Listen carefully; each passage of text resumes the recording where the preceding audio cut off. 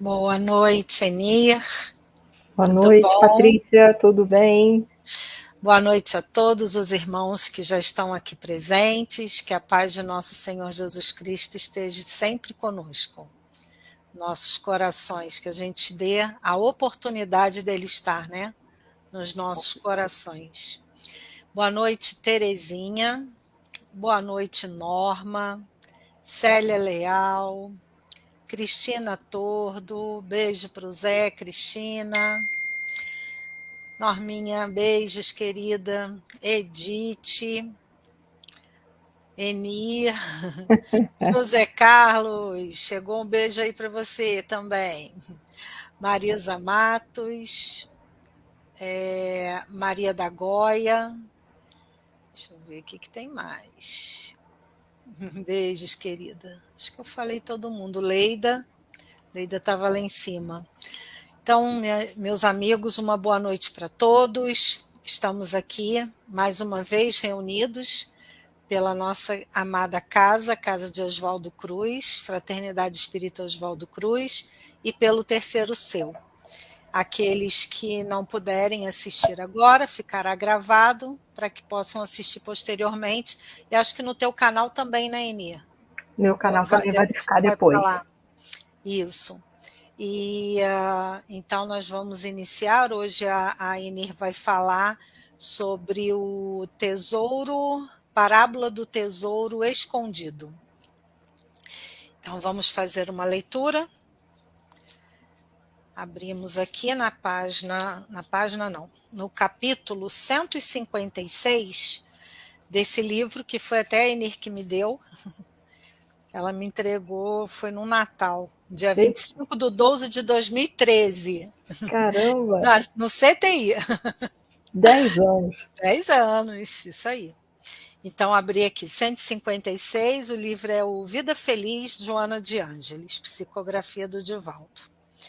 Então, ele nos diz, acostuma-te à verdade.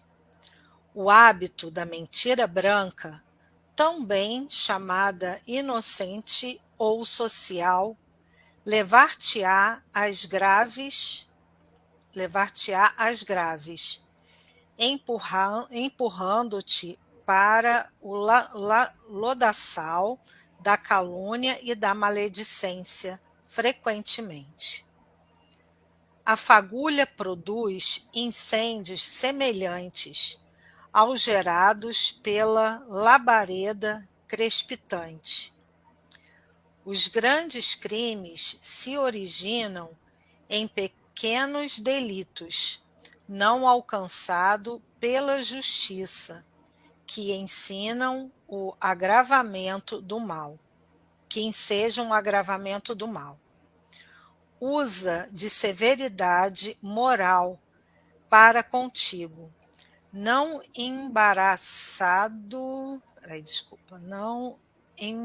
embarcando nas canoas das conveniências gerais. Cada pessoa responde por si mesma e os seus atos ficam gravados na consciência individual.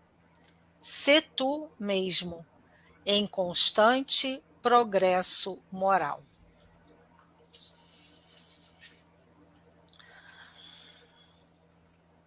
Com essa leitura, com esta música, que é formidável, nos traz muitas reflexões, elevemos o nosso pensamento ao nosso amado Mestre Jesus, aos guias espirituais desta casa, aos nossos mentores espirituais, que possamos todos sintonizar com o Mestre Jesus, para que, ao fim desta reunião, possamos ter recebido tudo aquilo de que aqui estamos buscando, que é conhecimento, que é o melhoramento da nossa moral, as reflexões aqui trazidas possam tocar na nossa alma, para que, ao decorrer desta semana, tenhamos material para nos melhorar, buscando o nosso aperfeiçoamento, confiando em Jesus e pedindo a todos que possam vibrar, que ao final desse estudo, deste encontro que a Inês vai nos trazer, possamos ter produzido material para que a espiritualidade amiga possa fazer bom uso, levando a todos aqueles necessitados do corpo e da alma. Pedimos também ao Mestre Jesus que nos ajude e nos ensine a cada dia a buscar a paz interior, para que essa paz interior possa também sair de nós. E assim teremos um mundo novo.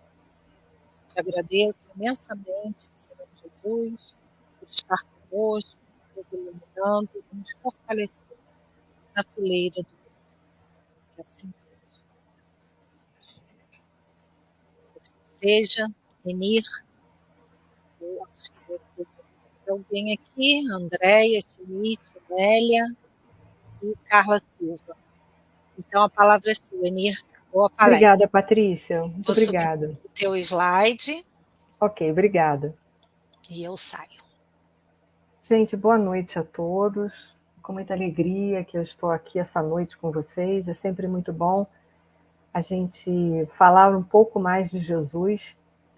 A gente sempre aprende um pouco mais, porque as palavras de Jesus, apesar de terem sido proferidas há mais de 2000 anos, elas guardam uma profundidade muito grande. Então, cada vez que a gente estuda, às vezes, a mesma passagem, a gente vê mais um pedacinho que a gente não tinha visto antes.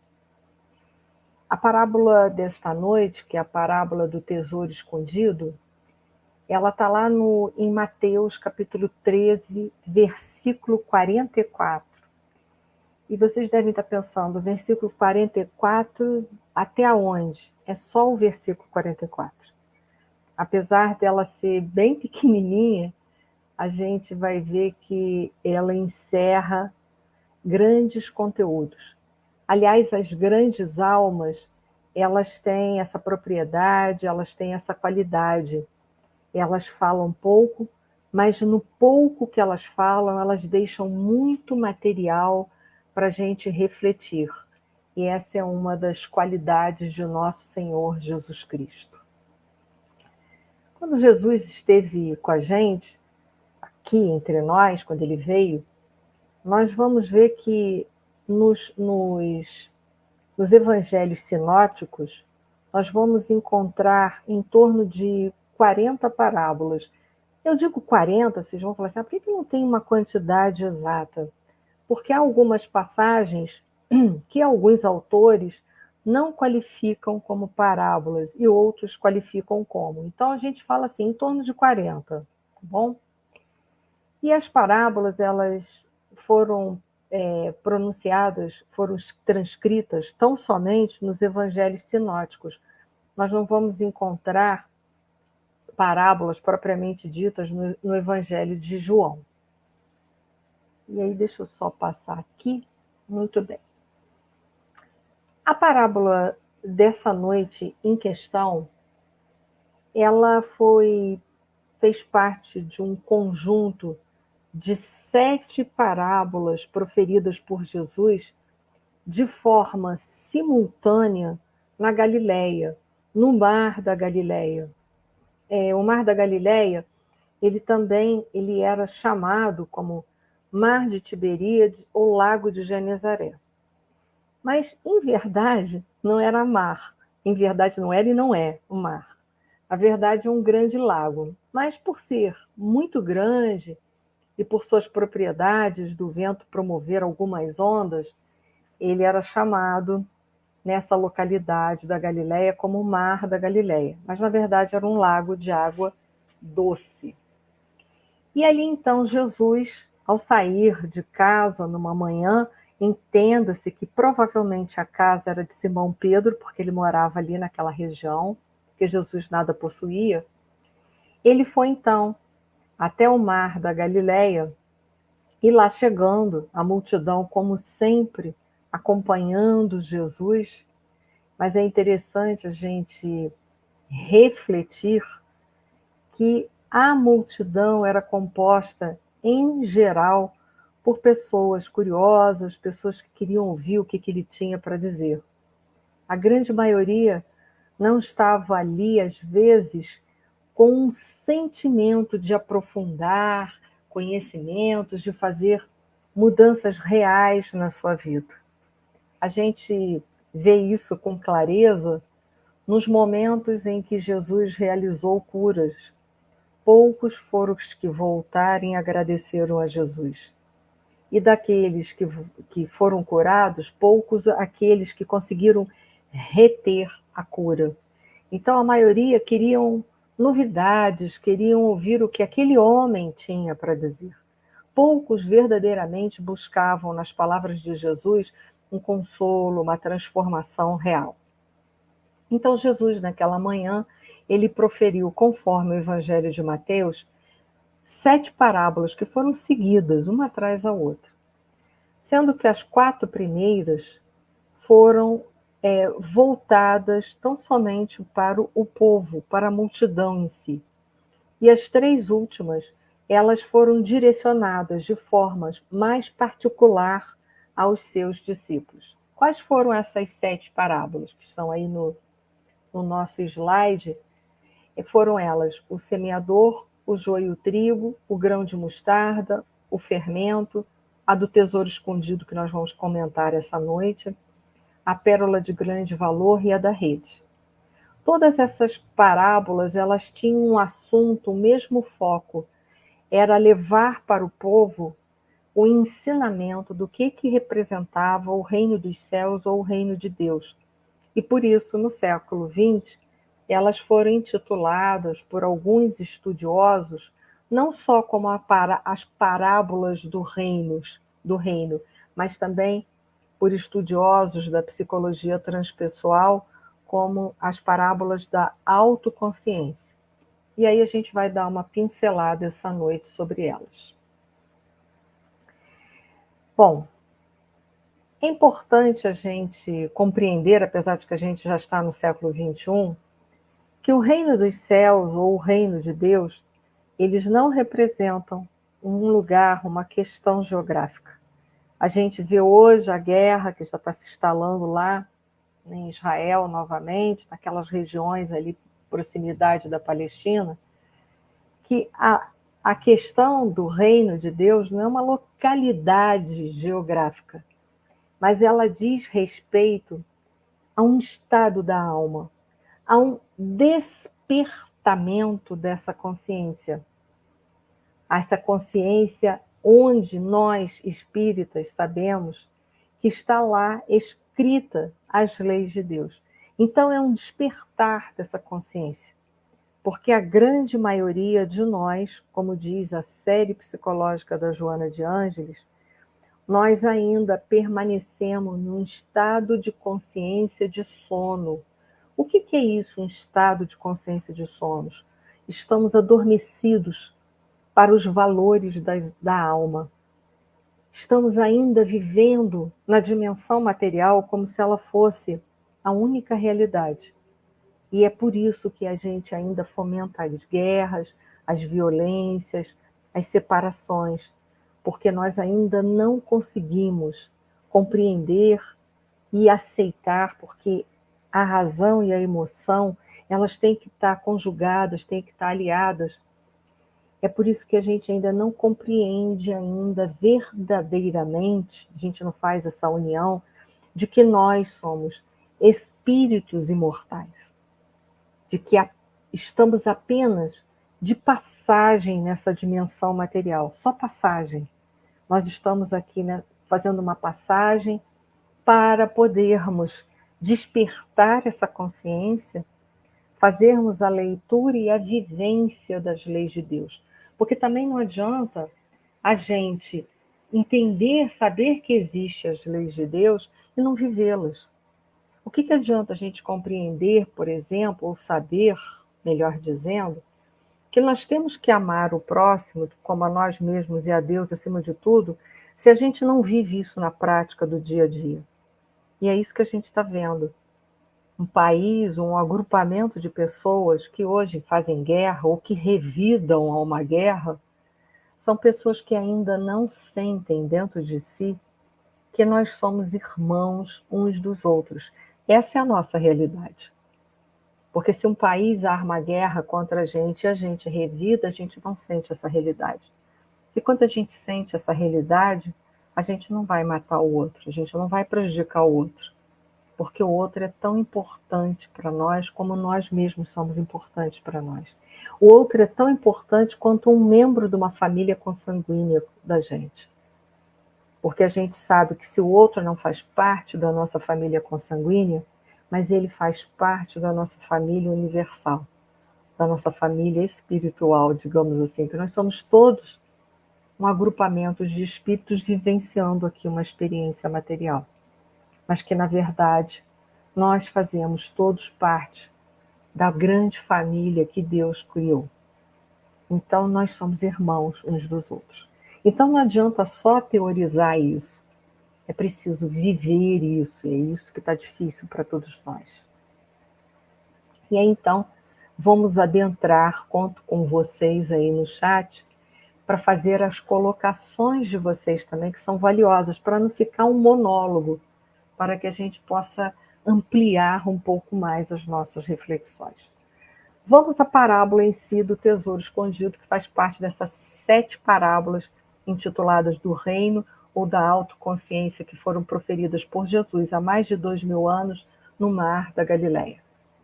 Diz assim Jesus: o reino dos céus é semelhante, então não é igual, é parecido. O reino dos céus é semelhante a um tesouro que, oculto no campo, foi achado e escondido por um homem, o qual, movido de gozo, de alegria, de satisfação, foi vender tudo o que possuía e comprou aquele campo. Então existe aqui, nessa passagem, uma série de simbolismos que a gente pode tecer algumas reflexões. O que representa esse reino dos céus que a gente já falou aqui inicialmente, que não é uma localização geográfica, mas é um despertar da consciência. É a compreensão de que somos muito mais do que esse corpo físico, entender que somos espíritos imortais, que estamos aqui de passagem, porque não vivemos as leis de Deus. Ela está escrita lá na consciência, mas a gente esqueceu ela, a gente negligenciou, conforme as questões do Livro dos Espíritos, 621, 621A. Nós sabemos que as leis de Deus estão escritas lá, mas a gente esqueceu e negligenciou.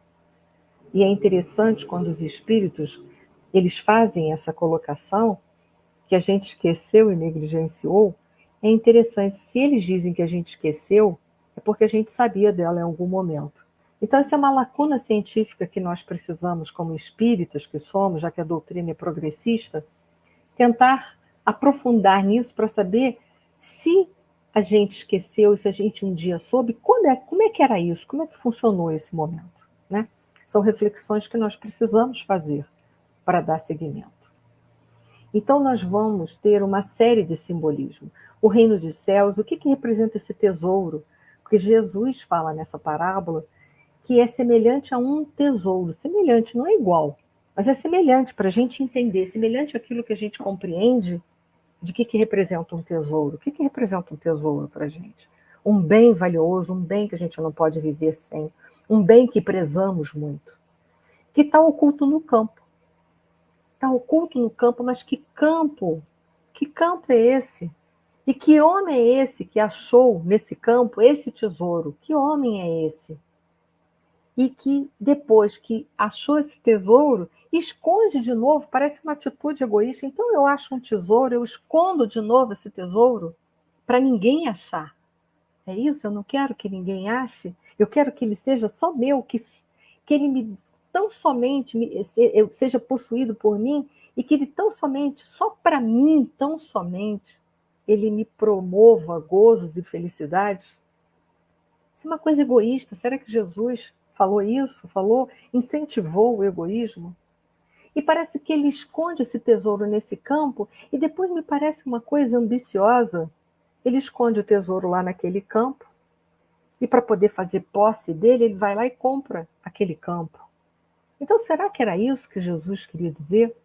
Então, a gente precisa tecer reflexões sobre essa parábola, ver esses simbolismos e tentar entender alguma coisa desses símbolos.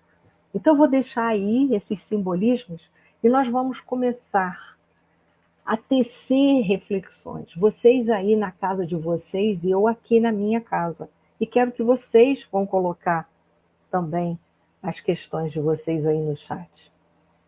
Para a gente iniciar essas reflexões e entender o que simboliza esse tesouro, quem é esse homem, e por que ele ocultou, será que ele escondeu das outras pessoas, não querendo também repartir essa felicidade, esse tesouro? E será que ele foi tão ambicioso e tão desmedido a ponto de depois comprar esse terreno para poder possuir esse tesouro só para ele? Será que é isso? Né? Vamos tecer as nossas reflexões. Para a gente começar, eu vou me utilizar de uma pergunta no Livro dos Espíritos, que é a 627, na qual Kardec ele pergunta assim: uma vez que Jesus ensinou a verdadeira lei de Deus, qual a utilidade do ensino que os Espíritos dão? Terão que nos ensinar mais alguma coisa? Será que Jesus, já que, né, uma vez que ele ensinou as leis de Deus, qual é a utilidade, né, dos espíritos vir e falar mais alguma coisa para a gente? E aí a resposta dos espíritos para nos ajudar, né? Porque se Jesus já disse tudo, a doutrina precisava dizer mais alguma coisa? E em suma essa pergunta que Kardec faz. E a resposta dos espíritos para nos salvaguardar, esclarecer e aprofundar. A Terezinha está assim, colocando assim: como é bom podermos refletir esse simbolismo. É verdade, quero vocês juntos nessa reflexão, viu? A resposta foi essa. Jesus empregava a miúde, na sua linguagem, alegorias e parábolas, porque falava de conformidade com os tempos e lugares. Então ele utilizou dessa alegoria chamada parábola, que é um processo pedagógico para imortalizar os conhecimentos, e tanto é que imortalizou, né, varou 21 séculos e chegou a nós, e até hoje faz parte dos nossos estudos e aprofundamentos. Parece que foi falado hoje, né? Ele se utilizou, então, de uma linguagem simbólica. E aí continua os espíritos. Faz-se mistério agora que a verdade se torne inteligível para todo mundo, ou seja, que esses símbolos possam ser interpretados com mais profundidade. Muito necessário é que aquelas leis sejam explicadas e desenvolvidas. Tão poucos são os que as compreendem e ainda menos os que a praticam.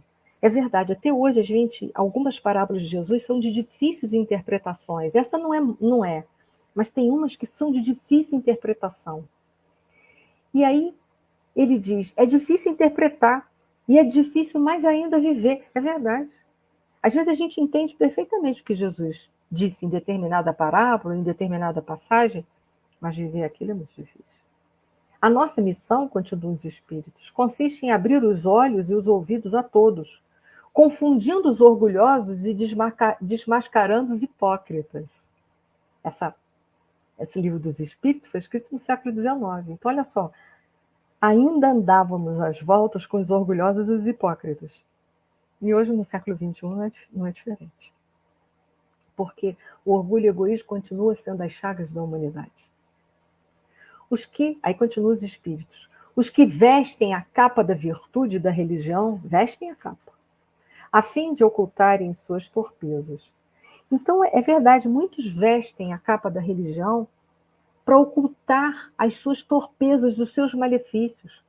Vestem a capa, usam a capa da religiosidade ou a máscara da religiosidade. Mas lá no fundo, não são pessoas que verdadeiramente se esforçam em viver os ensinamentos de Jesus. Se esforçam, não estou falando nem que vivem, porque lá no Evangelho tem uma passagem que diz assim: reconhece-se o verdadeiro espírita pelo esforço em que ele emprega em domar suas más inclinações. Então, veja bem, reconhece-se o espírita não pela sua perfeição, ou pela sua transformação já total, mas pelo esforço em que ele tenta todos os dias em ser uma pessoa melhor. Mas quantas pessoas vestem a capa e não tentam ser melhor de verdade? E aí vão continuar as nossas reflexões. Deixa eu ver onde aqui eu parei. Continua os espíritos. Os ensinos dos espíritos têm que ser claro e sem equívocos, para que ninguém possa pretextar ignorância e para que todos os possam julgar e apreciar com a razão. Então, os ensinamentos têm que ser claros, porque tem que alcançar a todos. Não vale ficar usando palavras difíceis, fazer colocações complicadas para que ninguém consiga entender nada. Agora é a hora de levar os esclarecimentos de forma clara para todo mundo. E aí continua. Estamos incumbidos de preparar o reino do bem que Jesus anunciou. Então, essa é uma das missões do Espiritismo. É a transformação moral do homem. Como é que ele faz isso? Ensinando-nos, passando de uma forma clara os ensinamentos de Jesus, para quê? Para que nós possamos nos transformar moralmente. E aí continua. Daí a necessidade de que ninguém seja possível interpretar a lei de Deus ao sabor de suas paixões, nem falsear o sentido de uma lei toda de amor e de caridade. Então ele diz, ainda prossegue, daí não podermos colocar nos ensinamentos de Jesus as nossas opiniões pessoais. Não vale isso. A gente tem que trazer ela de uma maior pureza, uma maior capacidade de pureza possível. Possível. Né? Então vamos lá. A gente já viu que o reino dos céus é um despertamento dessa consciência e que ele é semelhante a um tesouro. Semelhante. Então, ele usa uma linguagem de comparações, como Jesus usa várias linguagens de comparações nas suas parábolas. Por isso que ele vai usar, dentro dessa linguagem de comparação, situações da vida daquele povo. Então ele vai falar de agricultores, de pastores, de pescadores, de coisas que aquele povo compreende, para que ele pudesse, dessa forma, com essa linguagem tão simbólica, fazer com que aquele povo, se não pudesse compreender, pudesse ao menos gravar e levar isso gravado para que no momento exato em que a consciência tivesse mais desperta, houvesse a possibilidade daquele homem conseguir fazer uma interpretação mais aprofundada e mais ampliada da questão. E ele fala que o reino dos céus, que a gente já viu que é um despertamento da consciência, que a gente, talvez vocês me perguntaram, mas como é que eu posso despertar a minha consciência? Só há um jeitinho de despertar essa consciência. Fazendo o que um sábio na antiguidade vou-lo disse, conhece-te a ti mesmo. Quanto mais a gente vai conhecendo, a gente vai despertando essa consciência e encontrando lá dentro dessa consciência as leis de Deus que estão lá, em germe e potencial. Ele diz que é semelhante a um tesouro. E aí eu fico pensando, trazendo isso para o século XXI, nós vivemos num mundo, a caça de tesouros como bens, titulações, prestígios sociais, relacionamentos prestigiosos, tudo isso com pretexto ou com uma desculpa de que estamos buscando a nossa felicidade, que estamos buscando ser feliz. Então a gente acredita, a gente vê muito no panorama da nossa sociedade atual, as pessoas valorizando, ou seja, dando mais valor a coisas como titulações, prestígio, relacionamentos, poder de compras, poder de situações sociais, ou poder de relacionamento, se relacionando com pessoas que têm prestígio, que têm poder social, dizendo que é através disso que elas vão encontrar a felicidade. E aí a gente vê que essa busca desenfreada desses tesouros, desses valores, dessas moedas, de moedas que são perecíveis, que a traça e o ferrugem não corrompe, o quanto que a gente se encontra distanciados e esquecidos das passagens de Jesus, porque Jesus, em dado momento dos seus ensinamentos, disse: por que a gente anda preocupado com o que comer, com o que vestir? As aves do céu não plantam nem ceifam, mas o Pai Celestial, que é o Pai de todos nós, não abandona. E aí a gente não consegue acreditar, não consegue acreditar na providência divina. E anda na luta, na caça de todas essas coisas externas, como se fossem únicas fontes de felicidade real. E aí a gente vê o quanto que a gente anda buscando a nossa felicidade em coisas externas, sempre em algo ou em alguém. E aí se frustrando ao mesmo tempo. Porque quando buscamos tesouros que a traça e o ferrugem corrompem, quando nós buscamos estes tesouros verdadeiramente, nós buscamos coisas perecíveis e, portanto, quando aquele alguém sai da nossa vida ou aquele algo deixa de fazer parte do nosso contexto existencial, nós perdemos a nossa felicidade, nós perdemos o nosso rumo e nós estamos vendo as pessoas se desesperarem, entrando em depressão, tendo pânico, ansiedades, crises de ansiedade. Por quê?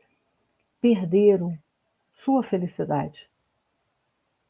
E aí a gente não compreende por que a sociedade está tão permeada dessas emoções tão conturbadas e cheias de infelicidade. A gente não consegue compreender isso.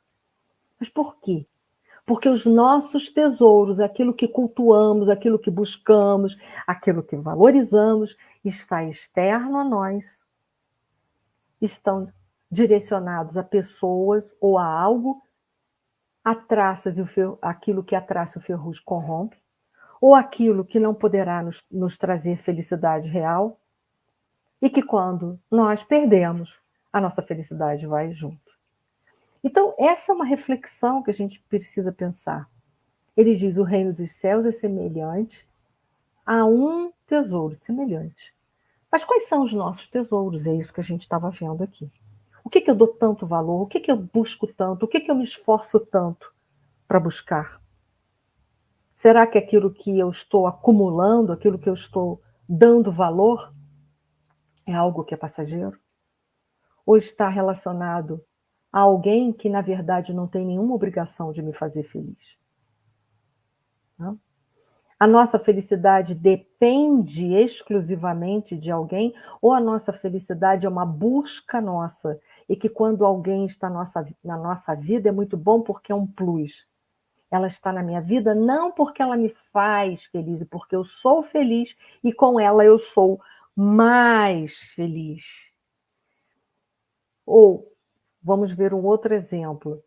Ter algo é bom porque me traz mais felicidade, apenas mais felicidade, mas eu sou feliz, então eu ter algo é bom porque me dá mais felicidade. Então, essa é a nossa reflexão para o nosso século em questão. A gente vive alegando que não tem tempo para as coisas espirituais, que quando a gente ficar velho, a gente se dedica a essas coisas. Mas a gente nem sabe se vai ficar velho. Eu digo aqueles que não estão velhos. Será que eu vou viver até os 90, 100 anos? Uma interrogação. Será que eu ainda vou ter mais 10 anos de vida? Uma interrogação. Será que eu ainda vou ter mais 20 anos? Uma interrogação. Eu não sei. Então agora é a hora de também eu ampliar os meus tesouros espirituais.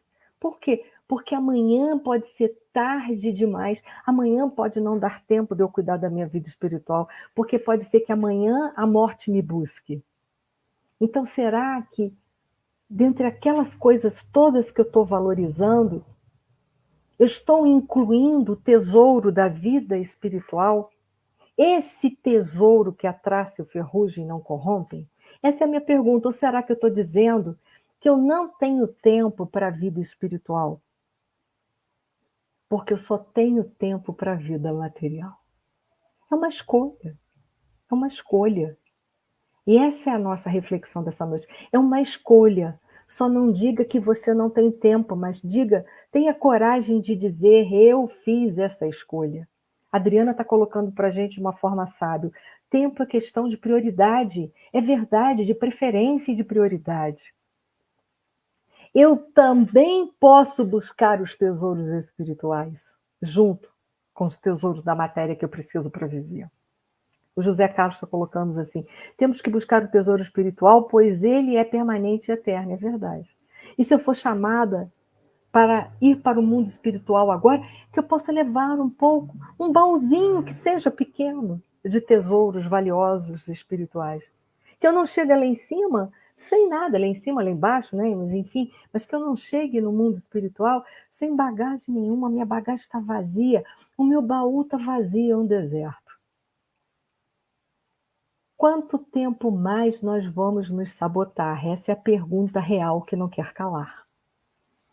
Porque se temos tempo para todas as outras coisas, temos que ter tempo também para a vida espiritual. Pode ser até que não seja uma prioridade, que é uma pena se não for, mas que seja, que faça parte pelo menos do contexto. Porque somos seres espirituais e não seres materiais.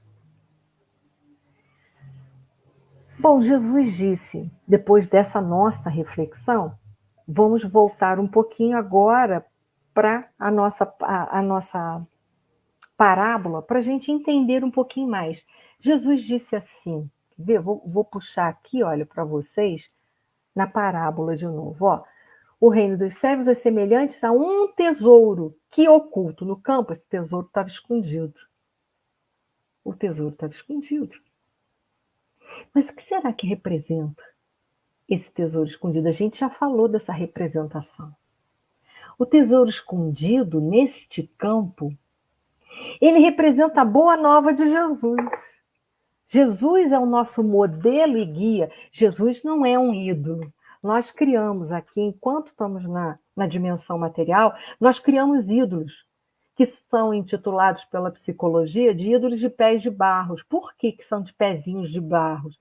Porque o pé de barro, se der uma batidinha, ele quebra. E Jesus não é ídolo. Ídolos são coisas que criamos, que às vezes não têm o devido valor, mas têm o valor que nós almejamos que tenha, ou que nós esperamos que venha a ter, ou que deveria ter para nós. São criações, são ideologias nossas. Jesus não representa um ídolo. Jesus é um modelo e um guia, como está na questão 625 dos Espíritos. Então, ele é modelo, é algo a ser copiado, e ele, ao mesmo tempo, é um guia, é alguém que nós podemos seguir atrás sem medo, sem sombra de dúvida, que ele não vai nos guiar para um lugar, para o abismo. Ele nos trouxe a boa nova. Então, esse tesouro são todos os seus ensinamentos que representam as leis de Deus. São tesouros que a traço ferrugem não corrompem, pode ver. Tanto é que Jesus, os ensinamentos dele é super difícil da gente viver no nosso dia a dia. Por quê? Porque entra em conflito com as questões materiais todos os dias. Entra em conflito. Jesus representa as leis de Deus, por isso que Jesus disse, não se pode servir a Deus e a Mamão, porque se você servir um, o outro será desagradado. Ele foi afirmativo, ele diz, você só pode seguir um. E os meus ensinamentos são para você seguir a Deus, e não aos valores da temporalidade, da dimensão temporal. Por isso que viver Jesus nesse contexto material é tão difícil. Aqui, quando a gente vive os valores que a traço e ferrugem não corrompem, quando a gente vive ou tenta viver as leis de Deus, nós somos chamados de ingênuos, de bobos. Mas aquela pessoa é tão boba. Ela dá o tempo dela, vou explorá-la o máximo possível. Não tenha medo disso. Só tenha medo de ser injusto. Mas não tenha medo de ser bom, porque ser bom vale a pena. Ser bom vale a pena, gente. Pena deve sentir aquele que está tentando se aproveitar do bom. Esse deve ter vergonha. Esse é digno de pena. Mas ser bom nunca será ruim.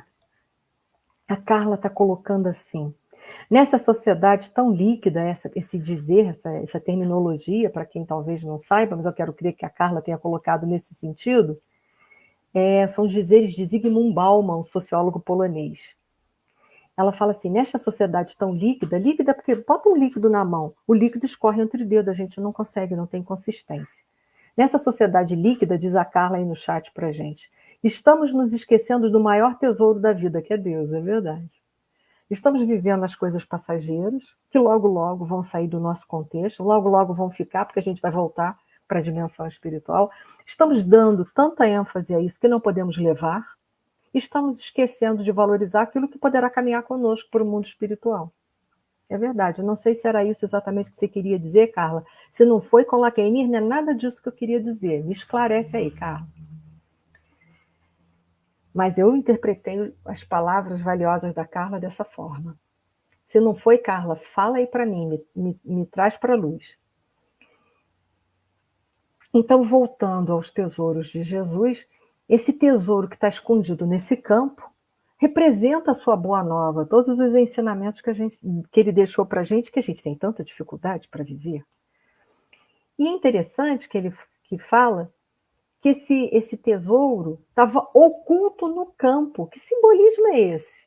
As suas palavras estavam escondidas em algum lugar? Que campo é esse?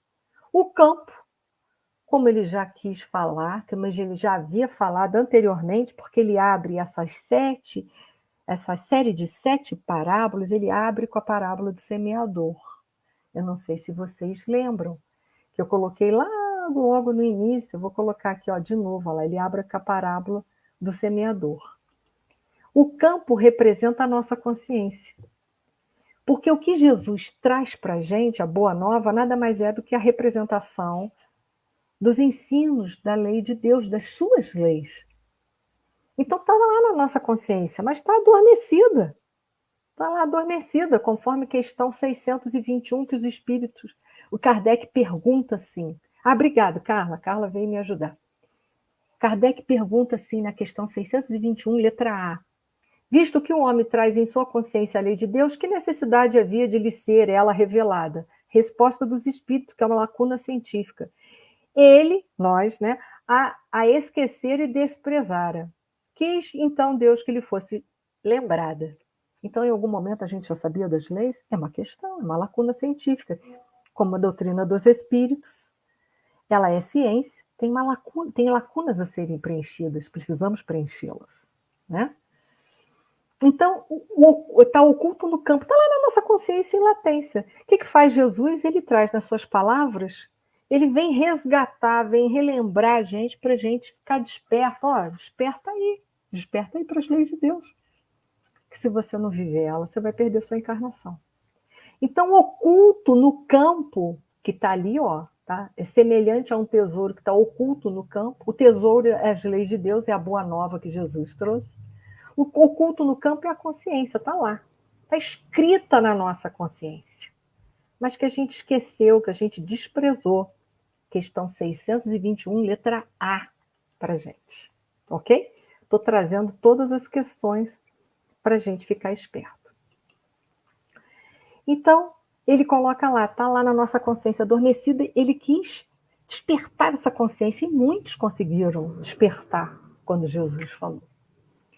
Na qual, escondida, foi achada por um homem. Que homem é esse? Ele não fala, poderia ter dito José, Joaquim, Nicodemo, mas ele não fala que homem é esse. Por quê? Porque esse homem pode ser qualquer um de nós que foi sensibilizado por suas parábolas, por suas palavras, por seus ensinamentos, por suas parábolas, que foi tocado pelos seus ensinamentos. Então pode ser um homem qualquer, um homem daquela época, um homem de hoje, agora, que está ouvindo essa palestra tão simples que eu estou fazendo, mas que, de repente, é tocado e é despertado para um mundo de coisas, que ele já sabia, mas que estava lá meio que oculto, meio que adormecido. Então pode ser qualquer homem, em qualquer época da sua reencarnação, das suas reencarnações, em qualquer tempo delas. Pode ser qualquer um. Porque as suas palavras, as palavras de Jesus são atemporal, elas varam o tempo e não morrem nunca. porque fazem parte das leis de Deus que são atemporais e eternas. Então pode ser qualquer homem. Mas aí a gente vê que esse homem que encontrou essa parábola, ele enterra esse tesouro. Será que ele é egoísta? Ele quer só para ele? Não. Porque se enterrar, ele enterra no campo de novo. O que significa esse enterrar? É uma linguagem simbólica. O que significa o enterrar? O que significa o enterrar?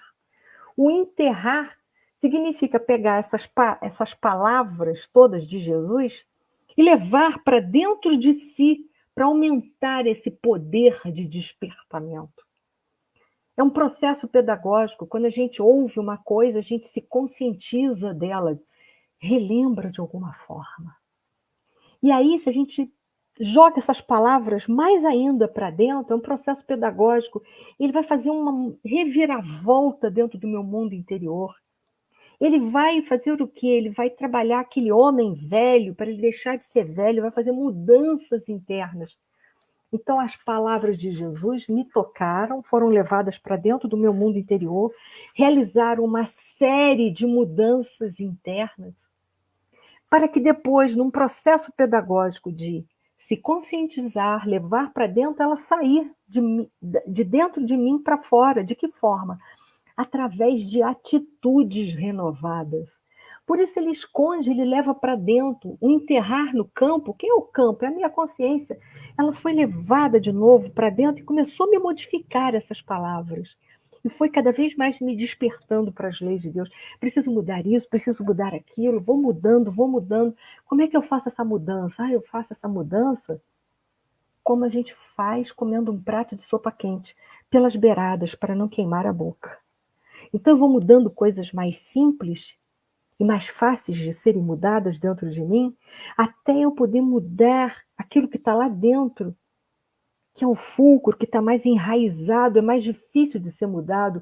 Mas se eu vou mudando as coisas externas, que são mais fáceis, coisas pequenas, eu vou criando fortaleza interna, vai aumentando a minha estima, para eu ter coragem e, ao mesmo tempo, subsídios para mudar ali aquilo que está mais enraizado dentro de mim, aquilo que é o fulcro dos meus problemas.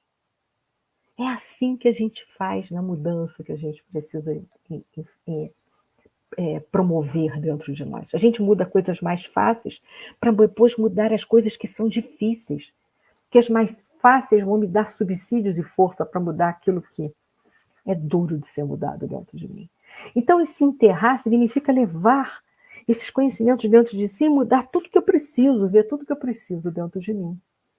E aí, ele foi movido de gozo, de felicidade. Por quê? Porque ele encontrou um tesouro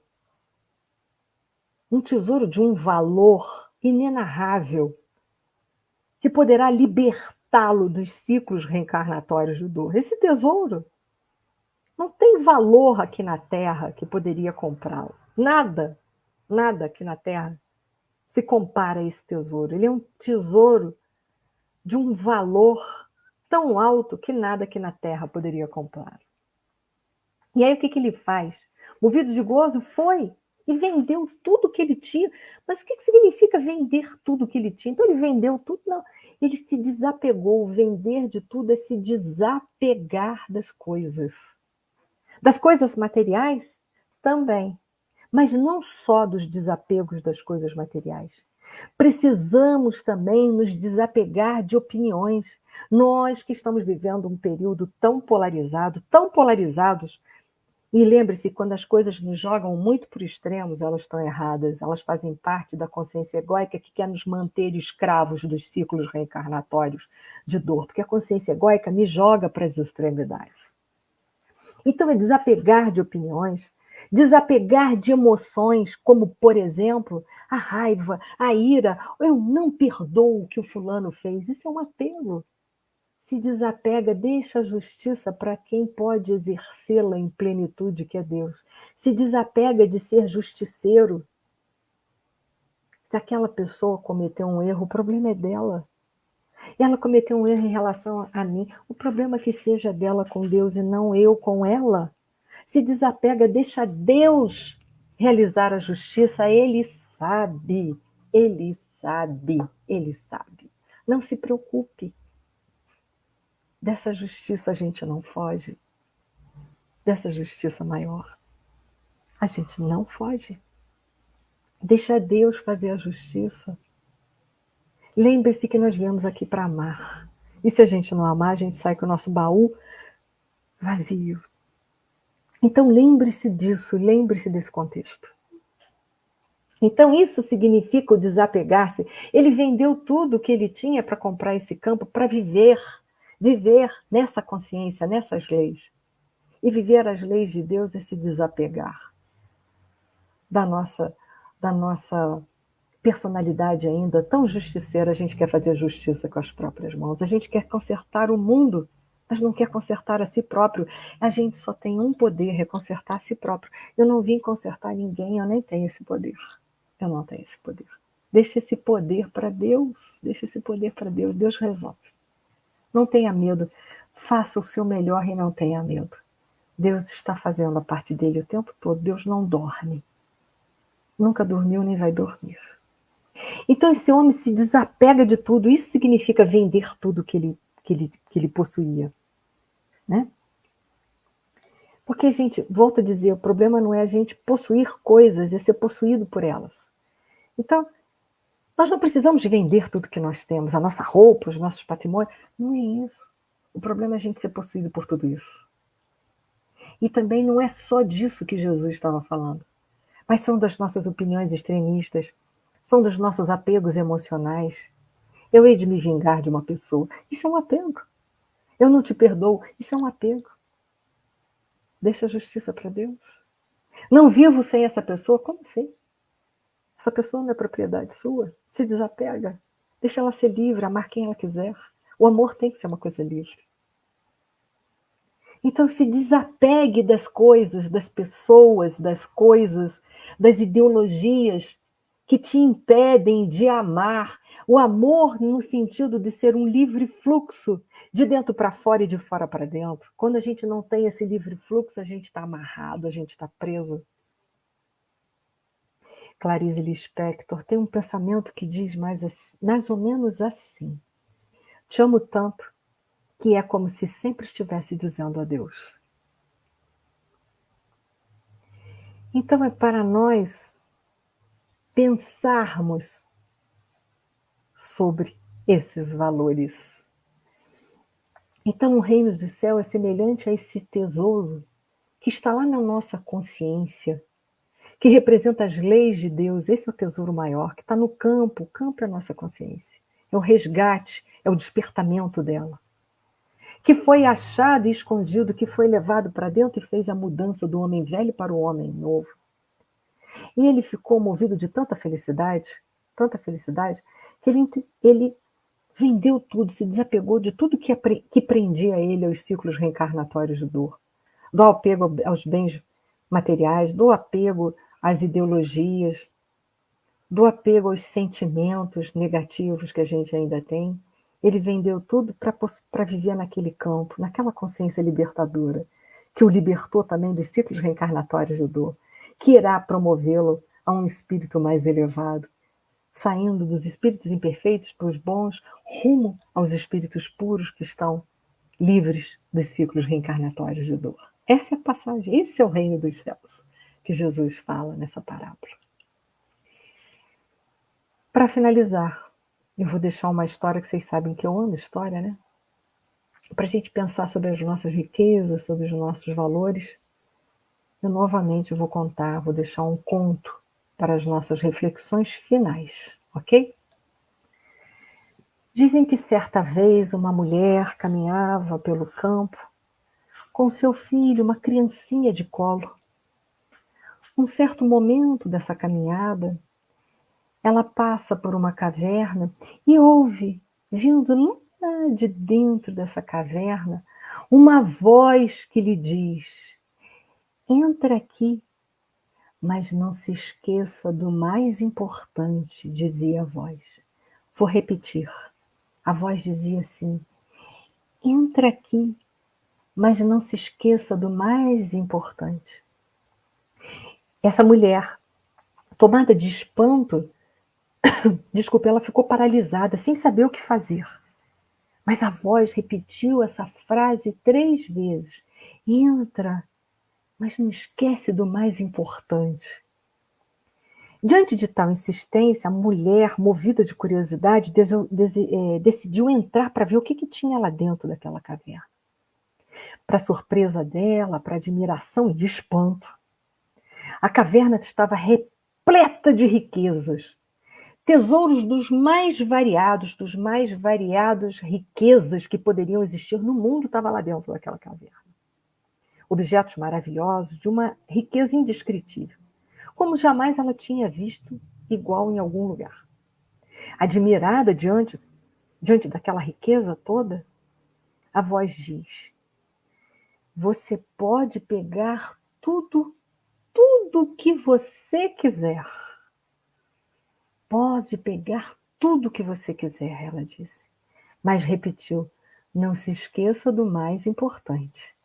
E aí aquela mulher foi vendo aquelas moedas de ouro, aquelas pedras preciosas, ela foi colocando tudo que ela podia nos bolsos, nas suas vestimentas, em todos os lugares que ela podia, tomada de paixão, de esplendor por aquela riqueza imensa. Em dado momento, movida por aquela paixão, por aquelas riquezas, ela bota a criança no colo. E vai botando tudo que ela podia botar nos bolsos, nas suas vestes, aquelas riquezas, aquelas pedras preciosas, aquele ouro, aquilo tudo. Em dado momento, a voz disse assim para ela: você só tem mais uns 3 minutos para sair daqui. Depois disso, a porta dessa caverna se fechará e não se abrirá nunca mais para você. Pegue tudo o que você quiser, mas não te esqueça do mais importante, disse a voz de novo. E aquela mulher foi pegando tudo que ela podia, tudo. Quando faltava alguns segundos, ela sai correndo daquela caverna porque a porta ia se fechar.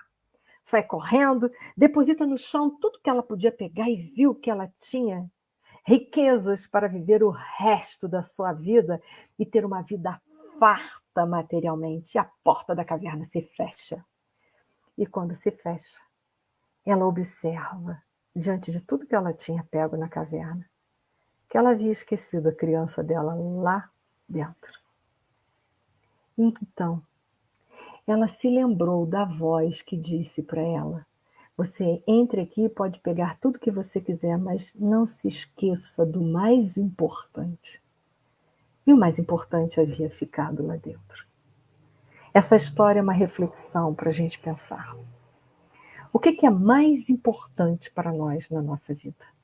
Para que a gente não esqueça do mais importante e a gente não parta daqui, dessa dimensão material, não levando nada de importante para a nossa vida espiritual. Então essa era a reflexão dessa noite que eu deixo para todos vocês e para mim também, porque todos os ensinamentos de Jesus para mim também são dirigidos para que a gente possa refletir o que é mais importante que a gente poderia levar daqui para lá. Uma boa noite para todos, uma noite de paz e muito amor. Muito obrigada mais uma vez, Eni. E hoje não tenho nem como falar algo a respeito, porque é só reflexão mesmo, né? Então, que a gente não se esqueça do mais importante. Agradeço a presença de todos vocês. Entraram várias pessoas aqui depois. Todos sintam-se abraçados e acolhidos. E eu peço a Enir para fazer a nossa prece final, por favor. Passe. Senhor Deus, que é o nosso Pai de infinito amor e misericórdia. Jesus, o mais querido, nosso irmão maior, nosso modelo e guia. A nossa gratidão por tantos ensinamentos que nos libertam, que renovam a nossa existência, que nos fazem enxergar verdadeiros tesouros que a traça e o ferrugem não corrompem, Senhor. Que nós possamos refletir muito sobre todos os seus ensinamentos, refletir e colocar em prática no nosso dia a dia. E que tenhamos muita força, fé e coragem para vivê-los no nosso dia a dia. e que a nossa prece desse momento, ela possa, através dos nossos pensamentos, ir na direção de todos aqueles que são motivos das nossas preocupações e que muitas vezes se encontram distanciados dessas verdades que libertam e que saciam a nossa fome e sede de justiça e de felicidade. Obrigada, Senhor, e que essa paz e esse amor possam envolver também todo o planeta Terra, principalmente aos países onde a guerra se faz presente. Muito obrigada. Uma boa semana para todos, que assim seja. Gratidão. Obrigado, Eni. Boa Obrigada noite, a você, Patrícia. amigos. Obrigada. Boa Até noite. o próximo domingo. Até o Obrigada. próximo. Tchau, tchau.